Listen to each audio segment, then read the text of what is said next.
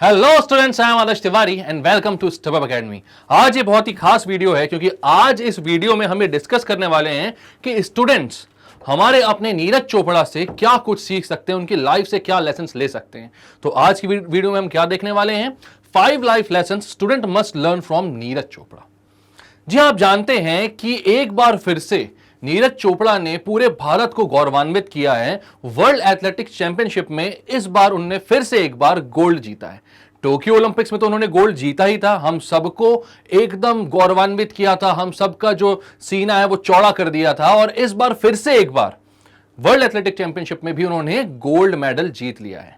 तो आइए थोड़ा सा जानते हैं, समझते हैं कि भाई किस तरीके का डिटर्मिनेशन और हार्ड वर्क के साथ लगातार गोल्ड मेडल्स ये हमारे लिए, हमारे देश के लिए लेकर आ रहे हैं और स्टूडेंट्स इनकी लाइफ से क्या लेसन्स ले सकते हैं। ठीक है, तो सबसे पहला पॉइंट है हार्ड वर्किंग माइंडसेट। अब आप सभी लोग जानते हैं कि भाई हाँ, नीरज चोपड़ा हैं, ये जैवलिन थ्रो करते हैं, हार्ड वर्क करते होंगे तभी गोल्ड मेडल मिला। लेकिन क्या आप सब ये जानते हैं कि बचपन में ये ओवरवेट हुआ करते थे? क्या आपको ये बात पता है कि सभी लोग इनका मजाक उड़ाते थे क्योंकि इनका वेट बहुत ज्यादा था और इनको इनके पेरेंट्स ने भेजा था जाके ट्रेन होने के लिए कि दौड़ेगा, भागेगा, खेलेगा, थोड़ा सा वेट कम होगा। और वहां से इन्होंने लोगों को जैवलिन थ्रो की प्रैक्टिस करते हुए देखा और जैवलिन थ्रो को अपने लिए एक एम बना लिया कि भैया हाँ, ये गेम हमें खेलना है, इस स्पोर्ट में मुझे आगे तक जाना है। वहां से अपना इंटरेस्ट पहचाना और फिर अपनी हार्ड वर्किंग माइंडसेट के तहत इन्होंने अपना वेट भी लूज किया, एक अलग ही फिटनेस को अचीव किया और फिर आप जानते ही हो कि आज ये क्या कारनामे कर रहे हैं। तो भाई अगर आप ऐसे स्टूडेंट हो जो आज बहुत अच्छा स्कोर नहीं कर पा रहे हो सकता है कुछ फ्रेंड्स आपका मजाक उड़ाते हो, आपको कोई कॉन्सेप्ट समझ में नहीं आता हो, आपको पूछने में झिझक लगती है, लेकिन अगर अपना एम आप तय कर लो और हार्ड वर्क करके लग जाओ उसके पीछे कि हाँ भैया हमें यह हासिल करना है, अगर ये कॉन्सेप्ट है तो जब तक इसको तोड़ेंगे नहीं तब तक हम इसको छोड़ेंगे नहीं, तो भाई आप भी सक्सेस पा सकते हो। बात समझ में आ रही है? तो ये था पहला पॉइंट। अब दूसरा पॉइंट क्या है? Risk taking, dare to dream big. मतलब यहां पर अगर मैं आपसे पूछता कि क्या नीरज चोपड़ा के गोल्ड जीतने से पहले आपने कभी सोचा भी होगा कि भाई जैवलिन थ्रो भी एक स्पोर्ट ऐसा है जिसको इंडिया में आप ऑप्ट कर सकते हो? बिल्कुल नहीं। अगर कोई यहां पर बोलेगा भी तो भाई मतलब 90% लोगों का यही कहना होगा नहीं सोचा होगा। हम तो जानते भी नहीं थे कि नीरज जी कौन है, वो तो गोल्ड लेकर आए तो हम वाहवाही करने लगे। ठीक है, लेकिन आप ये सोचो कि उस गोल्ड के पहले की जो 10-15 सालों की मेहनत है इनकी, उससे भी पहले इनका जो डिसीजन था कौन सा, जैवलिन थ्रो को अपना मेन स्पोर्ट चुनने का, वो कितना बड़ा एक रिस्क था।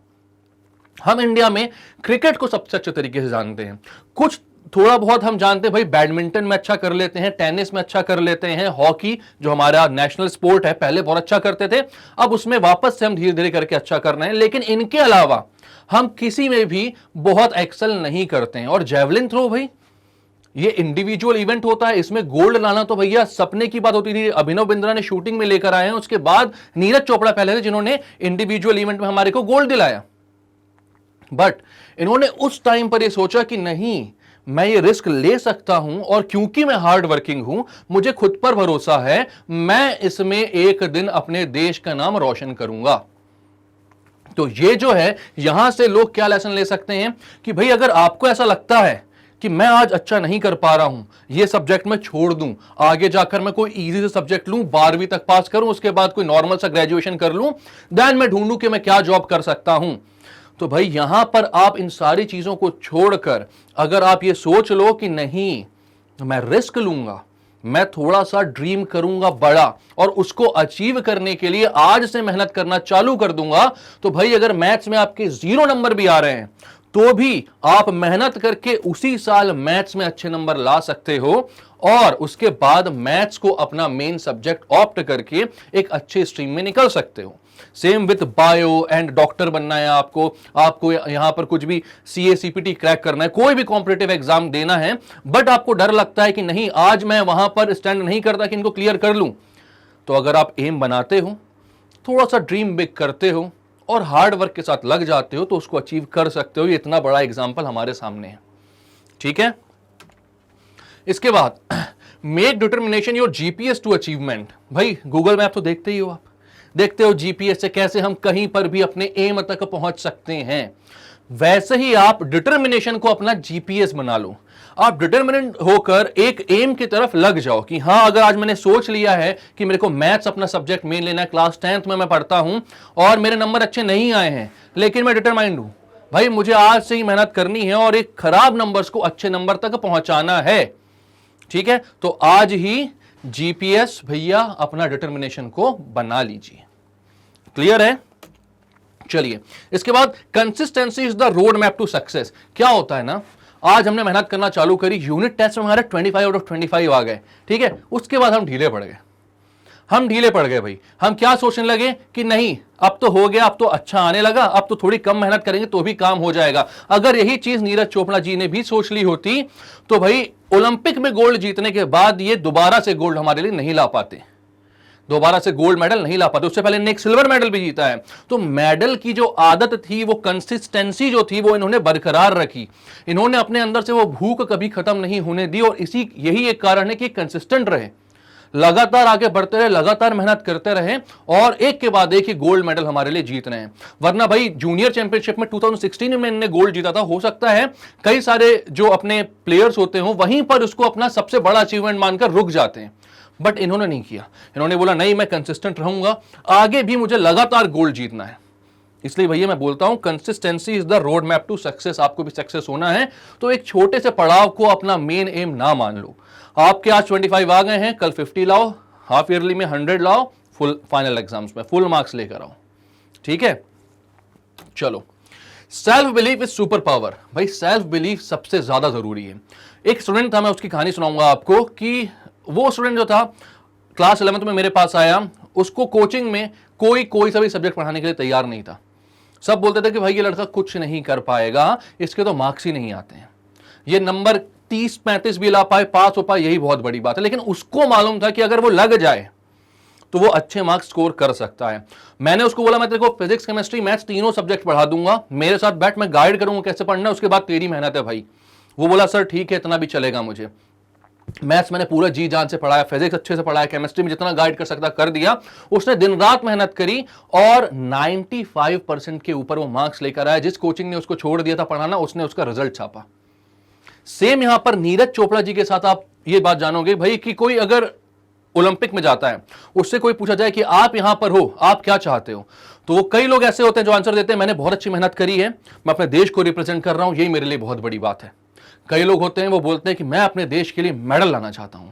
और फिर आते हैं नीरज चोपड़ा जैसे लोग जो सीधे एक बात बोलते हैं कि हमें गोल्ड चाहिए, हमें गोल्ड चाहिए, हमें खुद पर भरोसा है कि हम गोल्ड ला सकते हैं। तो अगर आपको खुद पर भरोसा नहीं है तो दूसरा तक कभी भरोसा करेगा ही नहीं, तो फिर आप कहां पर सक्सेस कर पाओगे? नहीं कर पाओगे ना। तो जब तक खुद पर भरोसा नहीं करोगे तब तक आगे नहीं बढ़ पाओगे। तो सेल्फ बिलीफ बहुत ज्यादा जरूरी है। बात क्लियर है? चलो, इसके बाद सबसे important point, never give up, never back down. अब यहां पर जो बात है, आप लोगों को शायद ये बात पता भी नहीं होगी कि नीरज चोपड़ा जी के जो राइट हैंड है जिससे वो थ्रो करते हैं, उसमें इंजरी हो गई थी ओलंपिक के ठीक पहले। मतलब काफी सालों तक ये थ्रो कर नहीं पाए। इनको एक्सरसाइज करनी होती थी, अपना हाथ नहीं हिला पा रहे थे, तो इन्होंने साइकिलिंग स्टार्ट करी। बट इनको मालूम था यार ओलंपिक आने वाला है, तो उन्होंने खुद को फिट करने के लिए एक्सरसाइज स्टार्ट करना चालू करी, धीरे धीरे हैंड मूवमेंट चालू किया। और उसके बाद जब ये ओलंपिक पर आए तो लोगों को ये बिलीव नहीं था कि इतने दिनों तक प्रैक्टिस छूटने के बाद इतने जल्दी, इतनी कम प्रैक्टिस में ये गोल्ड ला पाएंगे। लेकिन भाई इन्होंने कभी हार नहीं मानी। इन्होंने वो जज्बा अपने अंदर मेंटेन रखा कि हां मैं कर सकता हूं और मैं करूंगा। और ये जो एटीट्यूड था, इसके चलते ये गोल्ड हमारे लिए लेकर आ पाए। तो यही एटीट्यूड आपको भी रखना है। यही मैं बार बार बोलता हूं, अगर आपके अभी टाइम है आपके फाइनल एग्जाम्स को, अगर आज आपके कम मार्क्स भी आ रहे हैं तो आपको हार नहीं मान ली, चाहे दुनिया कुछ भी बोले। आपको खुद पर भरोसा रखना है और फिर कभी हार मत मानो। कोशिश करने वाली कभी हार वैसे भी नहीं होती है। कोशिश करते रहो, आप सक्सेसफुल जरूर बनोगे। तो ये कुछ लाइफ लेसन थे जो हम नीरज चोपड़ा जी के लाइफ से ले सकते हैं। तो अगर अच्छा लगा ये वीडियो तो लाइक कर दीजिए इसको। शुरुआत से लेकर लास्ट तक इस वीडियो में जुड़े रहने के लिए thank you very much from my side and step up academy की तरफ से। और ऐसे ही वीडियोस हम आपके लिए और भी लेकर आते रहेंगे, तो सब्सक्राइब कीजिए हमारे चैनल को और शेयर कीजिए इसको अपने सारे फ्रेंड्स एंड रिलेटिव्स के साथ। मिलेंगे नेक्स्ट वीडियो में, तब तक के लिए bye bye and keep studying.